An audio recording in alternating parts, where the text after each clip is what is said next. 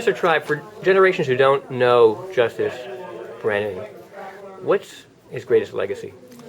Justice Brennan was, in some ways, a very ordinary man because he sympathized with ordinary people and their problems.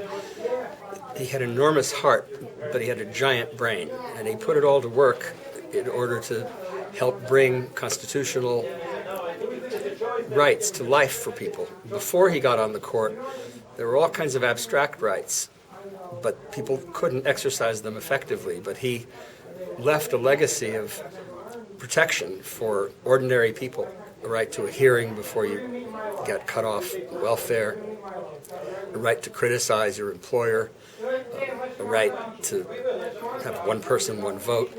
He's really the main source of most of the rights that people simply take for granted. And because he made that difference in his 35 years on the Supreme Court, he was probably the greatest judge in the 20th century.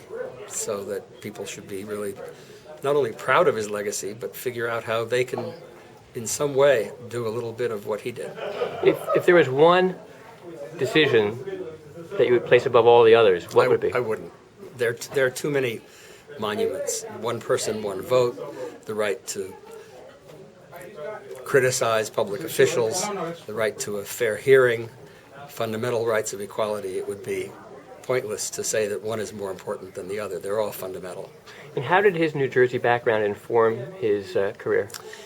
Well, he was a product of New Jersey. He grew up in Newark. He knew people had to take care of each other. He told his daughter Nancy a story about how he was sort of lost in a snowdrift at one point. He fell down and a stranger came and lifted him up, even though the world was in the middle of a severe influenza that made people scared even to approach strangers. And he always taught her that it was people reaching out to help one another that made a difference. And he translated that basic human philosophy into the law. Thank you, Professor. You're welcome.